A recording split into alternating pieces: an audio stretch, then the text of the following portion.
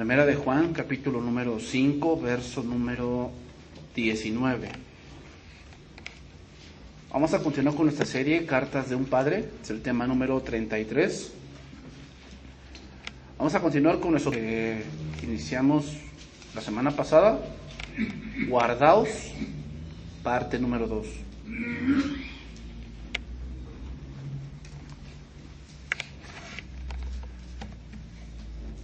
Así espero yo en Dios que hoy terminemos esta carta de Primera de Juan para que iniciemos con la carta de Segunda de Juan. ¿Ok? Dice ahí: sabemos que somos de Dios y el mundo entero está bajo el maligno, pero sabemos que el Hijo de Dios ha venido y nos ha dado entendimiento para conocer al que es verdadero, y en el verdadero, en su Hijo Jesucristo. Este es el verdadero Dios y la vida eterna. Hijitos, guardaos de los ídolos. Amén.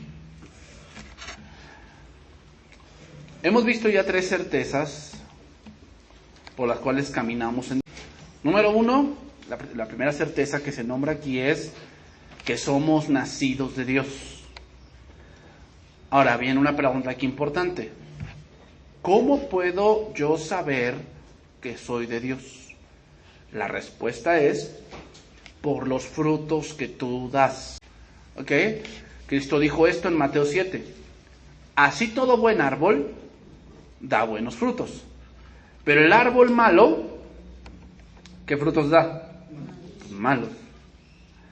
No puede el buen árbol dar malos frutos, ni el árbol malo dar frutos buenos.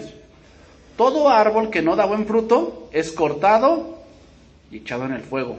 Así que por sus frutos los conoceréis. O sea, aquí frutos, ¿qué quiere decir? Se refiere, hermanos, aquí frutos, cuando hablamos de cristianos, o sea, es que fíjate en sus frutos, se refiere al resultado que se obtiene cuando estás apegado a algo. Por decir, ¿cuáles son los frutos de ser un buen estudiante? O sea, que puedes ser buen estudiante y sacar malas calificaciones. No es propio, ¿verdad? O sea, si tú estás estudiando, tú eres un buen estudiante, lo lógico es que tengas buenos frutos. Entonces, quiere decir que el fruto es el resultado de que este muchacho, esta muchacha, está apegado al pensamiento de dedicarle tiempo al estudio. Entonces, ¿qué fruto debería dar alguien que está apegado a Cristo?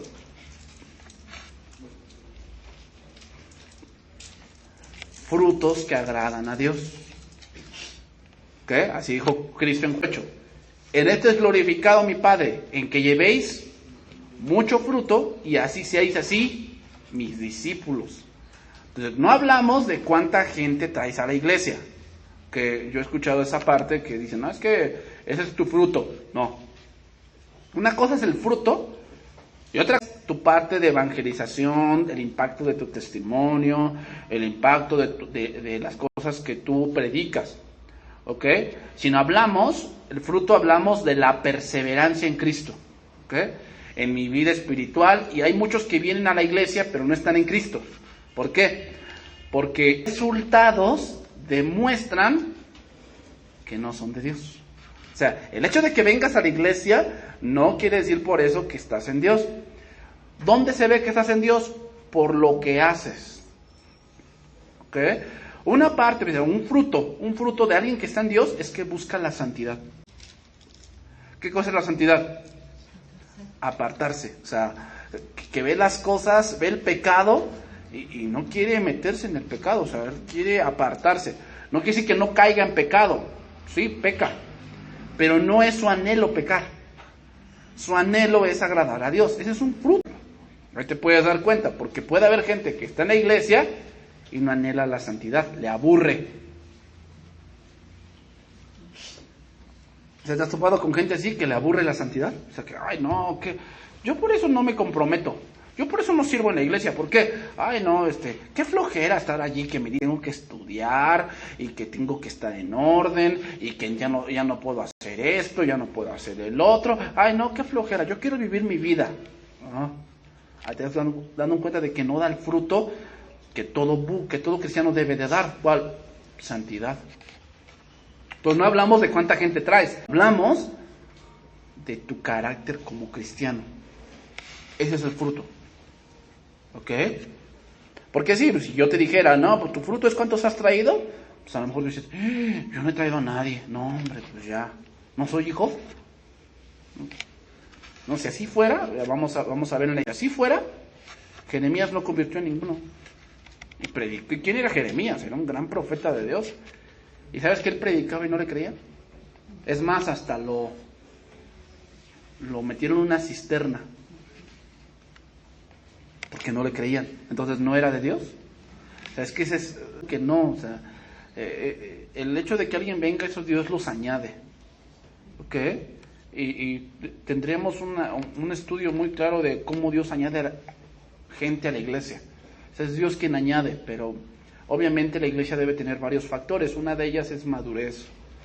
Debemos ir madurando. ¿Cómo es la madurez en el cristiano? Que cada vez dependas más de Dios. Ya no ser niños que a fuerza tienen que darte lechita. O sea, ¿cómo es un niño? Es un niño que se lo lleva a cualquier pensamiento, que se lo lleva a la corriente, que no piensa por sí mismo. Nosotros como iglesia debemos madurar y debemos ir un paso más allá. ¿Cómo es el paso más allá? Que ya debemos nosotros mismos tener esa comunión con Dios, de buscar de Dios, tener esa sabiduría de Dios. Esa parte de la madurez del cristiano. Entonces, es la primera certeza. Número 2, la segunda certeza que vimos es que andamos preocupados por las cosas de Dios y no por las del mundo.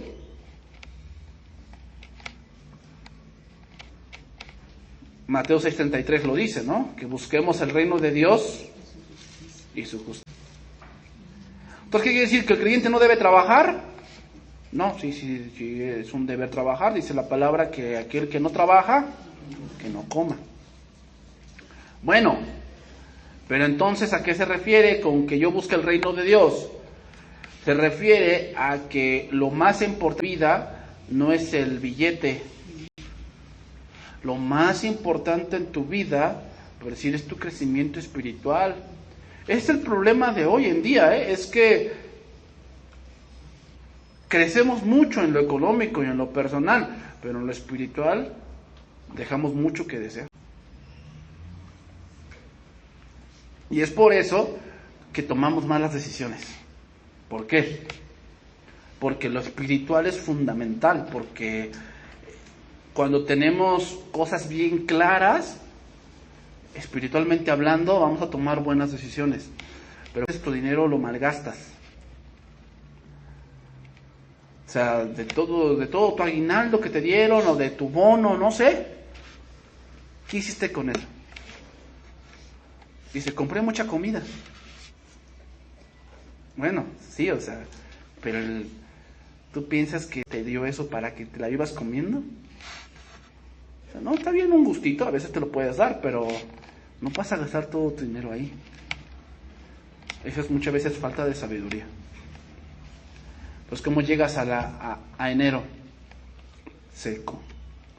Eso habla habla de administración, pero también habla de tu falta de comunión con Dios para saber tomar decisiones en tu dinero. O sea, muchos dicen, entonces requiero ir a un curso de administración. No, lo que requieres es leer Proverbios, es lo que requiere. O sea, la vida espiritual se ve reflejada en lo que haces, en lo material se ve.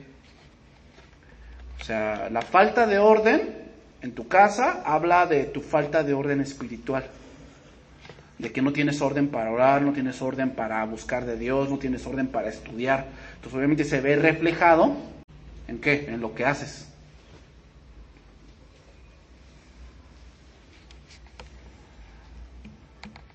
Entonces vamos a la tercera certeza, Primera de Juan 5:20. Primera de Juan 5:20 dice, pero sabemos Por eso se llama certeza, porque sabemos, habla de eso, que el Hijo de Dios ha venido y nos ha dado entendimiento para conocer al que es verdadero. La tercera certeza es la certeza del conocimiento especial de Dios. Hay dos tipos de conocimiento, el conocimiento general y el conocimiento especial. El conocimiento general es el conocimiento que se obtiene por la creación. Romanos 1. Porque Dios se manifestó a los hombres a través de la creación, o sea, manifestó su gloria invisible en las cosas visibles. O sea, toda la creación, toda la naturaleza, los animales, las cataratas, los volcanes, los montes, los valles, todo lo que tú puedas ver en el Nat Geo o en el Discovery Channel, todo eso refleja la gloria de Dios. Esa es la revelación general. Todos lo pueden ver. ¿Qué? Conocimiento general. Sin embargo, el conocimiento especial es cuando entiendes misterios de las Escrituras. Y Juan puntualiza aquí dos cosas que sin duda son muy importantes. Número 1, Jesús ha venido. Aquí la palabra venido viene de una palabra griega geko y significa estar presente. ¿Qué quiere decir? Juan en este punto está contradiciendo a los gnósticos que negaban la humanidad de Cristo. La palabra griega geko se utiliza para decir la preexistencia de Cristo. Cuando dice Juan, ha venido, significa que Él ya existía. Para eso se utiliza la palabra griega geko. Es decir, Jesús no comenzó en la encarnación, sino que Él siempre ha existido, preexistencia. Y esta última certeza del conocimiento especial de Dios es la más importante de las tres. ¿Por qué? Porque es de la base de las últimas dos. Sin Cristo no puedes vencer al maligno, ni tampoco puedes conocer a Dios. Y número 2, nos ha dado entendimiento. Aquí la palabra entendimiento viene de una palabra griega dianoia, que es una palabra compuesta, que significa disposición mental. Significa también pensamiento hondo. Entendimiento, dice, nos ha dado entendimiento. La palabra griega dianoia significa o quiere dar a entender que es un conocimiento que no puedes obtener por un...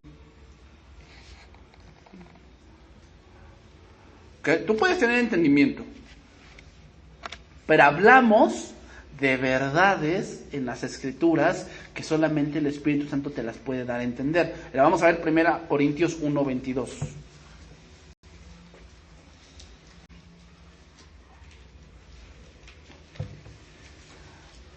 Entonces, aquí hay algo muy importante, hermanos, y es que muchas veces yo he escuchado gente que dice, es que yo quiero entender como el pastor, o yo quiero entender como, no sé, XY persona.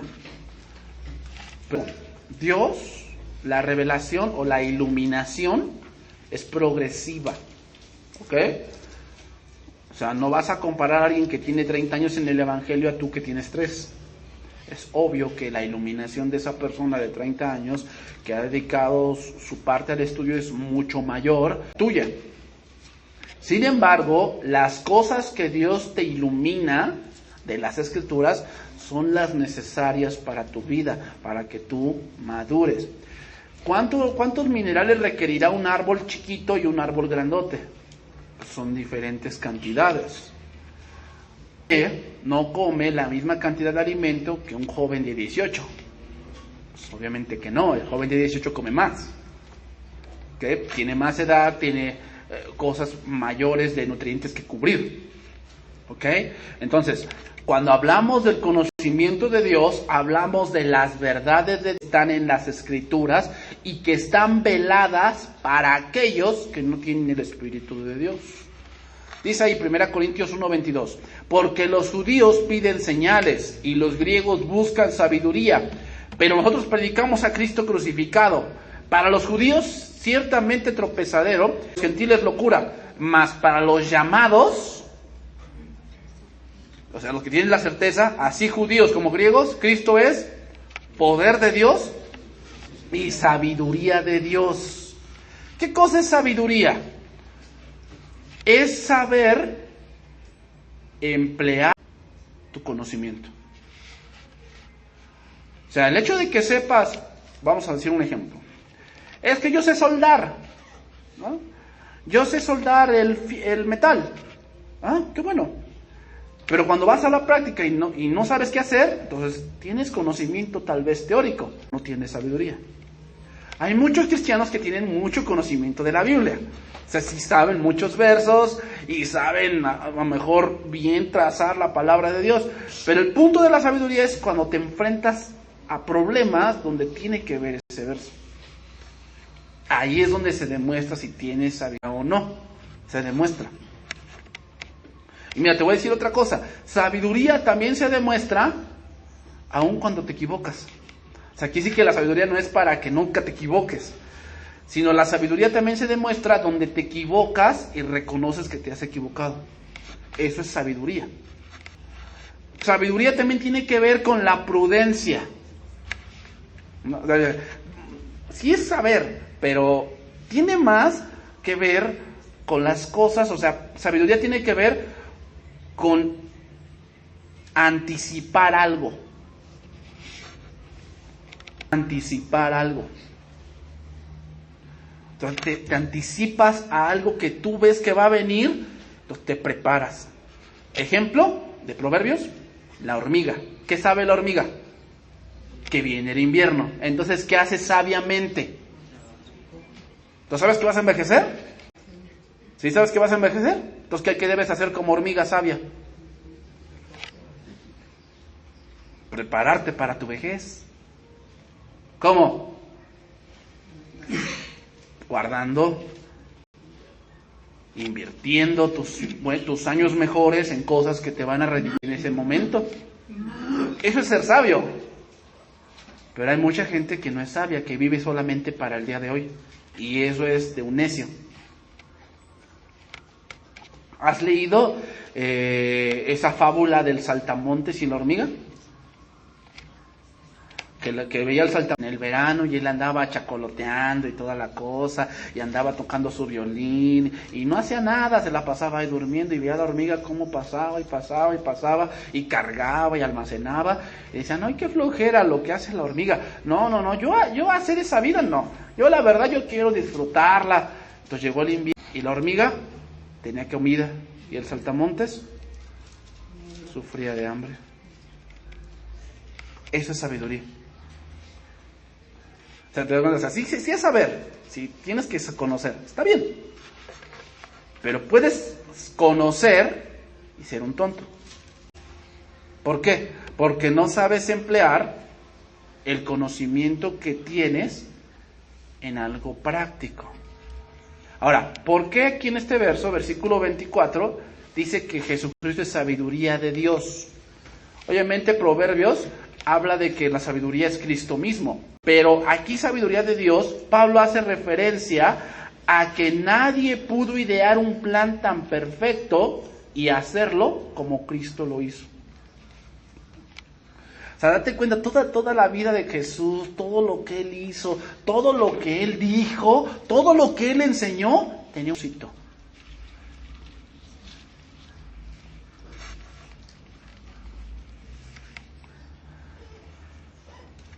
¿Por qué? O sea, tú te das cuenta todos los milagros que Jesús hizo. A ver, ¿por qué Jesús alimentó a una gente, a 5,000, y después les dice que ellos no creían porque nada más, ellos venían a Él porque nada más comieron y bebieron y se saciaron? O sea, ¿por qué Jesús hizo eso? ¿Por qué Jesús les dio de comer y después lo rechazó? Había un propósito ahí. Eso es lo que tienes tú que entender. O sea, muchos leen la y dicen, mira, Jesús hizo un milagro. Por decir, el endemoniado gadareno. Pues y hoy es tan común la hechicería que piensan que un endemoniado pues es algo normal. Pero no, eso no es normal. Cuando hablamos de un endemoniado, hablamos de alguien que tiene tan desordenada que ha abierto muchas puertas al enemigo, el cual pues, le ha posesionado. O sea, para llegar allí tuvo que haber varias cosas. Entonces, tú ves ese milagro del endemoniado gadareno. ¿Cuántos demonios tenía? Dice, una legión. Y todo se encontró con Jesús y se arrodillaron. ¿Qué tienes con nosotros? Te conocemos. No, salte de él. No, danos permiso de ir a los cerdos. O sea, tienes que entender esa parte. Aunque Satanás gobierne en el sistema del mundo, nada es sin el permiso de Dios, porque hasta para ir a unos cerdos tuvieron que pedir permiso. O sea, tienes que darte cuenta de esos detalles. Eso solamente te lo revela Dios. Esa es la sabiduría de Dios.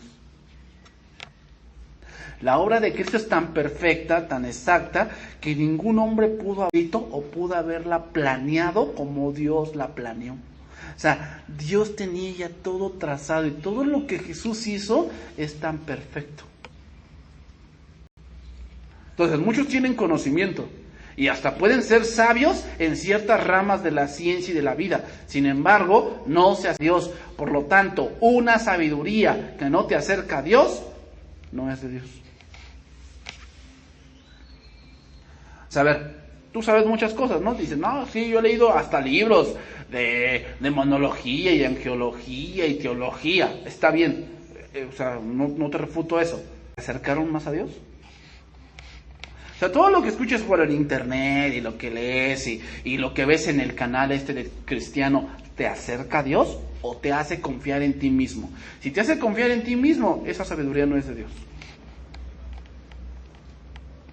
Tienes que empezar a ver tu condición de Dios. Ahí es donde tienes que discernir. Esa es parte de la madurez, ¿eh? Parte de la madurez que ya tienes que discernir qué es lo que vas a comer y qué no. Sobre todo, yo me imagino que tú ya de adulto ya sabes qué puedes comer en la calle y qué no, ¿verdad? Es un niño, pues, no puedes decir, ay, yo quiero ir a comer allí. Tú dices, no, hijo, la comida está muy sucia. Ay, no, pero sabe bien rica. No, o sea, tienes que madurar. Ya ahorita pues ya no te vas con cualquier piña, ¿va? Ya sabes más o menos dónde vas a comer, porque tienes esa madurez. Bueno, en lo espiritual es lo mismo. Tú escuchas ciertas prédicas, tú dices, esto son puras papas fritas, o sea, no me alimentan. ¿Sabes que la papa frita no es alimento? Y sabes que la papa frita lo que más te engorda es la cintura. Pero cómo nos encantan las papas fritas, ¿no? Oh, sí. Y con su salsita y entonces, ay no, qué rico. Bueno, hay gente en lo espiritual que nada más te da puras papas fritas. Entonces, están gorditos espiritualmente, pero no están sanos. Y tú tienes que identificar cuando te están dando papas fritas y cuando te están dando un bistec. Tú tienes que identificar eso. ¿Cómo? La sabiduría de Dios. Tienes que ya saber identificar, bueno, esto sí me está haciendo esto. Mira, vamos a ver Jeremías 9:23. Esto sí me acerca a Dios. Esto sí me acerca a Dios. Esto que este hombre está predicando me hizo conocer cosas que yo no sabía de Dios. Qué bueno. Pero si lo que te escuchaste nada más te subió el ánimo, te dijo que tú eres un campeón, te dijo que tú eres todas las puedes, te dijo que no estés triste, que el Señor, aunque tú no hagas nada, Él lo va a hacer todo. ¿Te acercó más a Dios? Dices, no, pero sentí bien bonito por tus papas fritas. O sea, ¿tu papas fritas se alimentó? No, pero saben bien ricas. No. ¿Por qué crees que los hombres o las mujeres que viven en ciudades tienen ese problema de obesidad? Porque comen pura comida rápida. ¿Y qué incluye la comida rápida? Papas. Tus papas y tu refresco, ¿verdad? ¿Tienes el refresco? Y escucharás de azúcar, el azúcar. Subes. ¿Te das cuenta? Así hay muchos que comida rápida. O sea, van a la iglesia y comen comida rápida, espiritualmente hablando. Entonces sienten que comen, pero no se alimentan bien. Pues Jeremías 9:23 dice, Jehová, no se alabe el sabio en su sabiduría, ni en su valentía se alabe el valiente, ni el rico se alabe en sus riquezas, mas alabes en esto el que se hubiere de alabar. ¿En qué? En entenderme y conocerme. O sea, Lo que tú escuches de la palabra de Dios en internet, en la televisión, en la radio, tiene que llevarte a esas dos cosas. ¿A qué? A entender y conocer a Dios. O sea, ¿de qué te va a ayudar la experiencia de que ese hombre se fue a Israel? Y que vio ahí ángeles y vio la gloria de Dios ahí. Pues yo no he ido. Ahí me va a ayudar que yo entienda su palabra. Entonces, en eso tienes que madurar. Ya tienes que entender esa cosa. Ay, no, es que yo quiero saber de los ángeles. El arcángel Miguel, que es el que cuida a Israel. El Gabriel, que es el mensajero de Dios. Y hay otros ángeles. A ver, pregunta, ¿en qué te va a ayudar eso? En saber nombres de ángeles. ¿No dice la palabra que nosotros los vamos a juzgar a ellos? Dice, ¿no? ¿No sabéis que ustedes juzgarán a los ángeles? Entonces, ¿en qué te va a ayudar eso? Nada. Mejor ponte a estudiar los nombres de Dios. Eso sí te va a ayudar. O sea, ¿te das cuenta? O sea, tienes que empezar a ser duro en esas cosas. Maduro espiritualmente. O sea, ya tienes que madurar. O sea, ya tenemos, aquí como congregación, ya tenemos más o menos unos 10 años. Como casa de oración, bueno, como unos 3. Pero necesitamos madurar. Ya esa parte necesitamos madurar. Entonces, ¿en qué nos debemos de alabarse? Es gozarnos. ¿De qué? De que conoces a Dios, de que entiendes la voluntad de Dios. Dice que yo soy Jehová, que hago misericordia, juicio y justicia en la tierra, porque estas cosas quiero. Entonces, eso es lo que el hombre no se esmera, en conocer a Dios. Gnósticos no eran personas ignorantes, eran personas que conocían escritos y profecías. Sin embargo, su conocimiento no hablaba de las verdades. Ahí radica el problema de muchos hoy en día. Muchos tienen conocimiento y hablan de la Biblia, pero no hablan de Cristo. Entonces tenemos que estamos en el verdadero, porque tu conocimiento te lleva a Cristo. Nos lleva a nuestra condición delante de Él.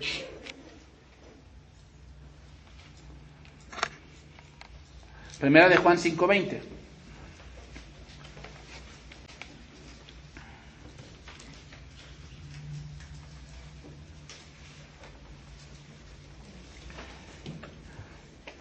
Entonces, ¿puede haber adolescentes sabios? Sí, sí puede haber. ¿Cómo es que nunca se equivocan? No, sino que saben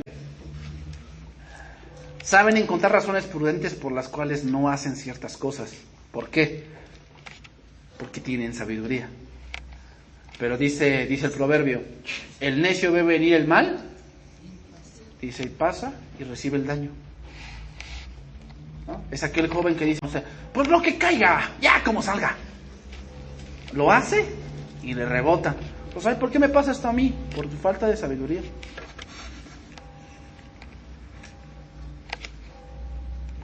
Tienes que entender algo, la vida no es un juego. La vida no es un juego, tienes que ya entenderlo.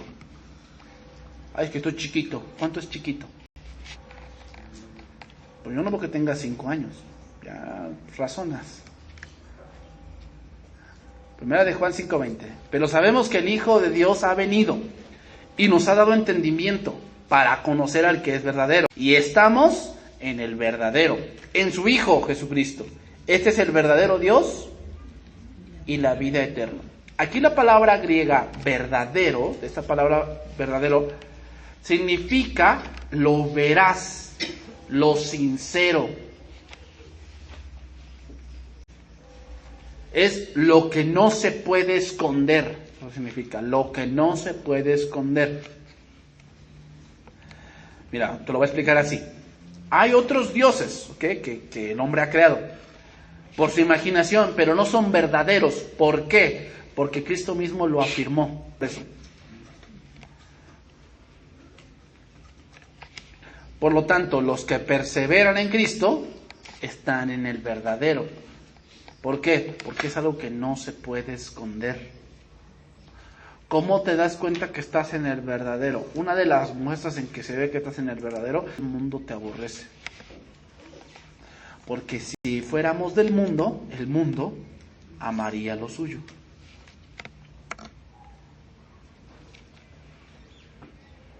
Una de las muestras de que estás en el verdadero es que sabes la verdad. Yo le decía a una hermana de que su hijo chico, aunque están chiquitos, hermanos, aunque tengan 1 año, 2 años, ya demuestran su naturaleza caída. ¿Cómo? Una de las cosas que tienen los niños es el egoísmo. A ver, niño, préstale tu cache a tu hermano. No. Y son chiquitos. Y te causa gracia. Pero, ¿cuál es la verdad? Que tienen naturaleza pecaminosa. Y que hacen eso porque tienen pecado en sus miembros. Lo tienen. Ah, pero está chiquito. Sí, pero lo tienen. O sea, los berrinches que hacen los niños, de que patalean y se revuelcan en el piso. No quiero, mamá, no quiero. No me lleves. Eso es de su naturaleza. Porque aún estando grandes, ya en una edad adulta, seguimos haciendo berrinches. Ay, pues si no te parece cómo hago de comer, yo me voy a la casa de mi mamá. Ahí va el berrinchito. ¿Para qué? Para que le digas, ay, no, perdóname. No, es que no quise decir. No, bueno, como tú quieras. Si no, yo agarro mi maleta porque ya sé que esta es tu casa. El berrinche. O sea, ya estamos grandes y aún sacamos esas cosas. ¿Ah? Ay, yo pienso que tu mamá ni me quieres. Si quieres ya me voy de la casa. Ahí va el berrinche. Tiene 15 años. Le saca el berrinche. O sea, ¿por qué? Eso es parte de la naturaleza. Sabemos la verdad, pero viene la mentira del mundo. No, es que psicológicamente tu hijo tiene un malestar en la mente y tienes que comprenderlo. Y si él quiere hacer eso, déjalo que lo haga porque él mismo se va a curar. La verdad está en... Es una mentira.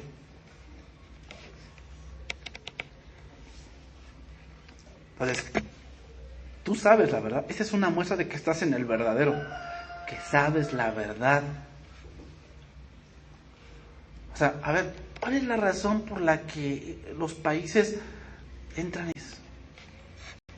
¿Sabes cuál es una de las razones más fuertes de que el país entra en crisis? La idolatría. ¿Cuál es la razón por la que entra en crisis la vida de una persona? La idolatría. Esa es la verdad. ¿Por qué? Porque la idolatría ocupa áreas de tu vida que solamente deben estar rendidas a Dios. Un ejemplo. Cuando un joven tiene un vicio, ¿por qué? Porque antepone todo por su vicio. Entonces empieza a haber pobreza. O sea, tú ves que ese joven no tiene mucho dinero. ¿Por qué? Porque tiene que emplearlo en su vicio, porque su ídolo se lo pide. Entonces empieza a haber pobreza. Por eso los países idólatras pobres. Por eso. La idolatría siempre va a traer pobreza. Y la idolatría siempre va a traer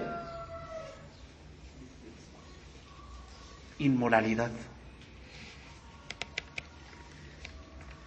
Y si hay algo que ha matado a todos los reinos, persas, babilonios, griegos, romanos, ha sido eso. ¿Cuál? La inmoralidad. Por eso dice el último verso, 1 de Juan 5:21. Hijitos, guardaos de los ídolos. ¿Por qué termina así, Juan? Muchos dicen, bueno, vamos a poner en el contexto. Juan escribió a iglesias en Éfeso. Bueno, ¿cómo era Éfeso? Era una ciudad muy culta.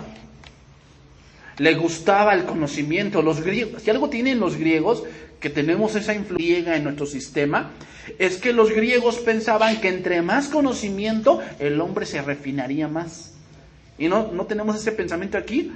Es que el hombre, entre más conozca, menos malo es. No.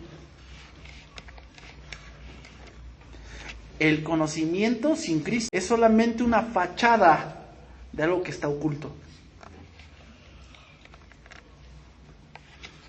Entonces, Éfeso era una ciudad de mucho conocimiento, pero una ciudad de mucha idolatría. Ahí se adoraba una diosa llamada Diana de los Efesios. Era una de las 7 maravillas del mundo, su templo era grandísimo en ese momento. Entonces, los ídolos, hermanos, son cualquier cosa. Los ídolos son cualquier cosa, humana o material, que ocupe en nuestra vida el lugar que solamente le pertenece a Dios. Ese es un ídolo. Los ídolos vienen en muchas formas. La mayoría de la gente piensa primero en las estatuas, ¿verdad? Las deidades paganas. Y había muchas en Asia Menor, el templo de Artemisa en Éfeso. Los de todo el imperio de Roma iban y adoraban allí a Artemisa o Diana de los Efesios. En las décadas después de la muerte de Juan, se adoraba también al sol y se adoraba también a César. Por eso, guárdense de los ídolos. El imperio romano exigió a todos los ciudadanos de alguna forma adorar al César. Y esas exigencias obligaron a muchos cristianos en los siglos posteriores a hacer algunas elecciones terribles. Sin embargo, la idolatría más peligrosa es el tipo sutil, que es en parte cristiana, que usa terminología cristiana mientras niega su mensaje central. El Dios falso de las sectas cristianas que se estaba proclamando era el más peligroso de los creyentes. Y la idolatría que más se está metiendo hoy a la iglesia, hermanos, la idolatría que más se está metiendo es la idolatría de la tibieza. ¿Cómo? Yo puedo estar aquí o puedo estar allá al mismo tiempo. Eso es idolatría. ¿Por qué? Porque quieres compartir tu corazón con el mundo. Esa es la idolatría más terrible que hoy se está metiendo.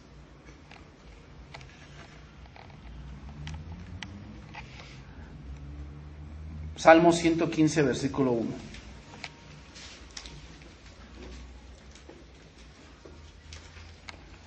Y muchas cosas idolátricas se están metiendo en la iglesia. Una de ellas es la psicología. Otra, el materialismo. Otra, el egocentrismo. Hay cristianos que no someten su vida a Dios, ¿no? O sea, sí, Dios viene a la iglesia por cumplir, pero mi vida la dirijo yo. Eso es idolatría.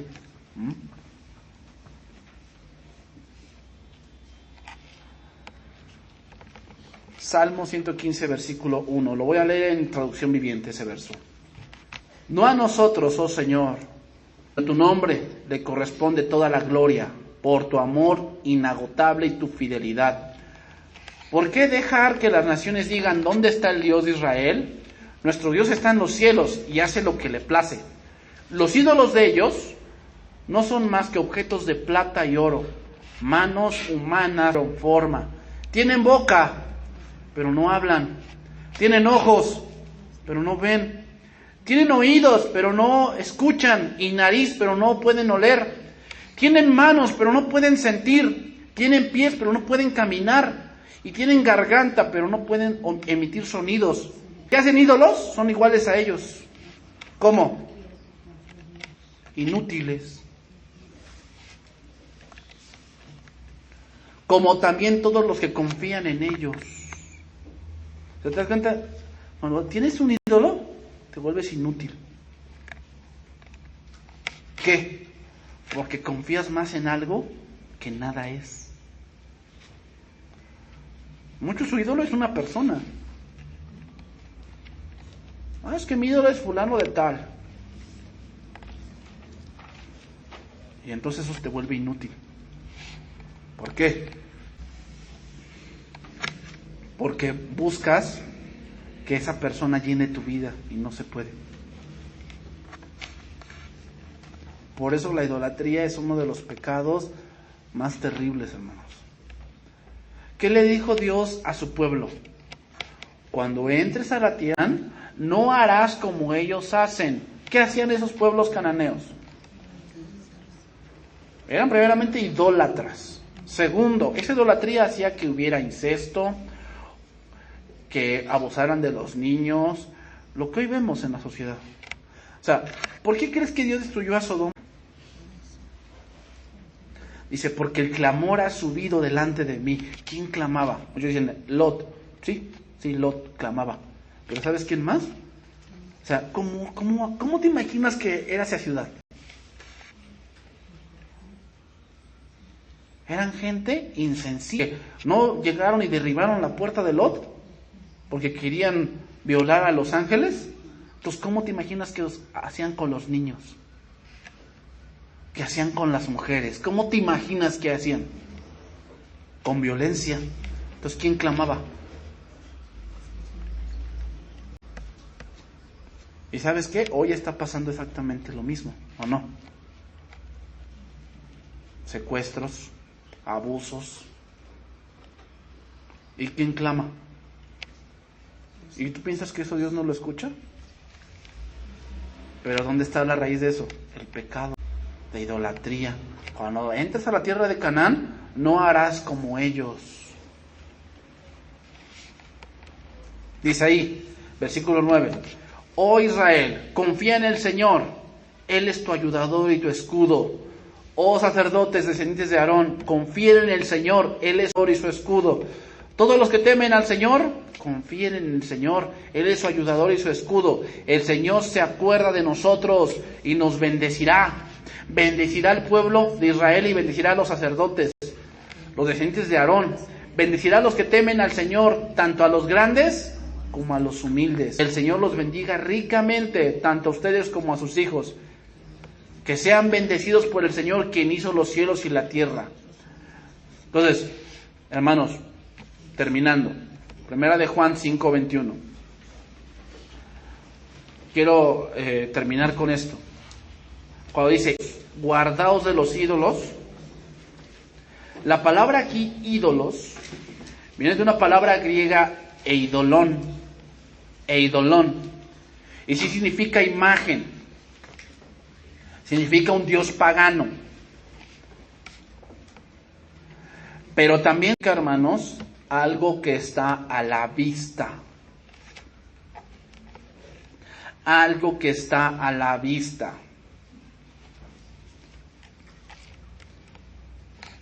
¿Qué quiere decir esto?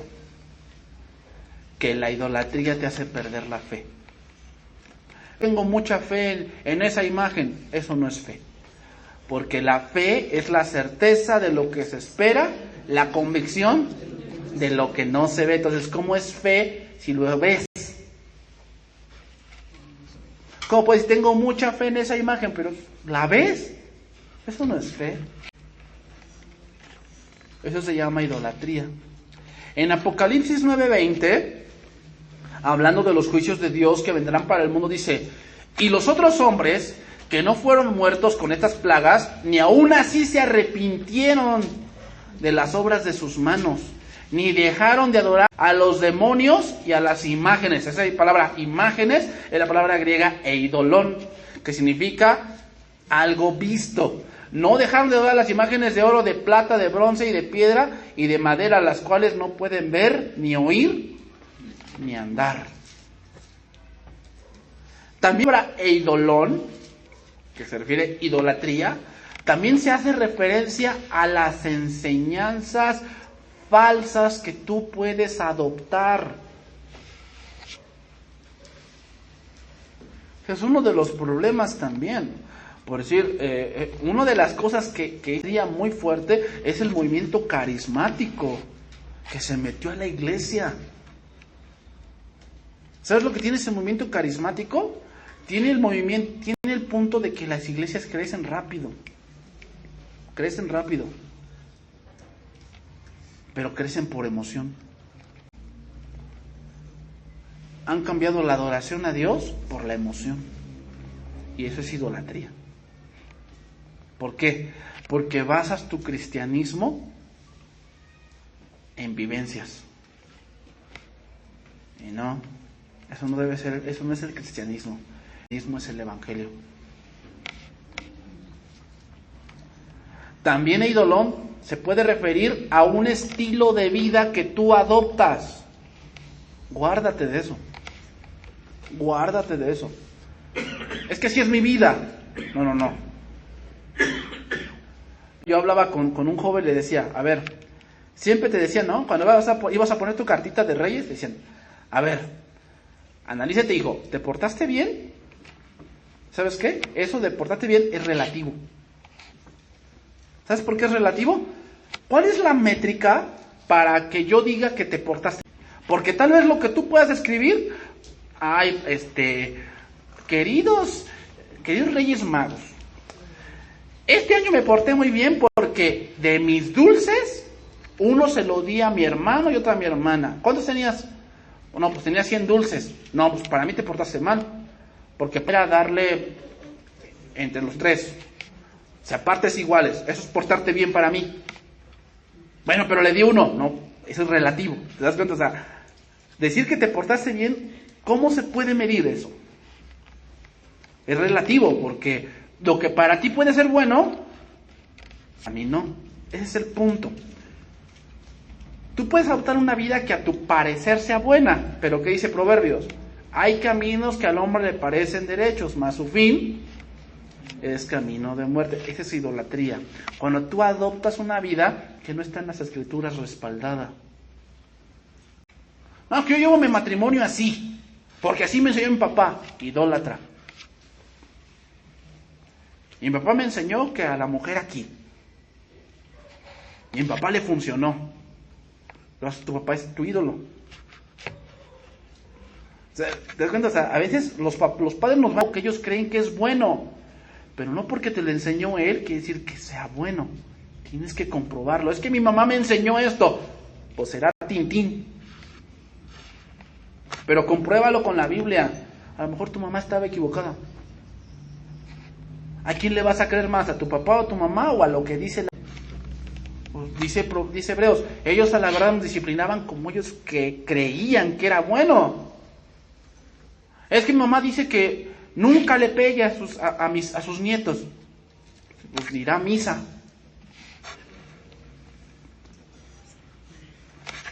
¿Qué dice la... Eso es lo que tú... Pero muchos somos idólatras en ese punto. Tenemos idolatría en el corazón. ¿Por qué? Porque no le creemos a Dios. Creemos más lo que vemos. Y ahí está la idolatría. Poner en muchos ámbitos. ¿Le crees más a tu amigo de la escuela que te dice misa que a lo que Dios dice? Yo ya a mi papá lo trato con la punta del zapato. Y mira, me respeta. Pues yo voy a hacer lo mismo. Me voy a revelar, le voy a decir que si quiere. ¿Qué dice la Biblia? Que esos son dignos de muerte. Yo no creo. Dirás misa, lo que tú quieras, pero no. Ese es el estilo de vida que tú has tomado por ser un idólatra. Entonces, tener un pecado como lo más valioso es idolatría. Es idolatría. Entonces, hermanos, debemos de guardar. Cuando habla Juan de guardarnos, habla de la santificación. Entonces, santifícate. Santifícate. Dice Apocalipsis 21. Y el que sea santo, santifíquese todavía. Entonces, hermanos, lo que está pasando en nuestro país, ¿sí? Pero eso no te debe de guiarte a que tú seas como ellos, como ladrones, saqueadores, mentirosos, ¿no? Tú eres hijo de Dios, santifícate, guárdate. Porque obviamente no ignoramos la de Satanás. Ahorita, pues, lógicamente, que ves que las cosas están difíciles, Satanás va a llegar y te va a decir, ¿requieres robar? ¿Requieres hacer trampa? Porque si no, no te va a alcanzar. Mira lo que está pasando y usted debe de entender. Ayúdate que yo te ayudaré. No ignores las maquinaciones de Satanás. Recuerda que cuando estamos más débiles, ahí es donde él más te ataca. Donde él más te ataca y te dice, se vale. Y adoptas un estilo de vida, ¿cómo? Como el mundo. No te dejes engañar, guárdate. Guarda tu mente, guarda tu corazón. ¿Cómo? La palabra. Guárdate. Y el Señor te va a bendecir. El Señor teme o el Señor bendice a los que le temen. Amén, hermanos. Vamos a orar.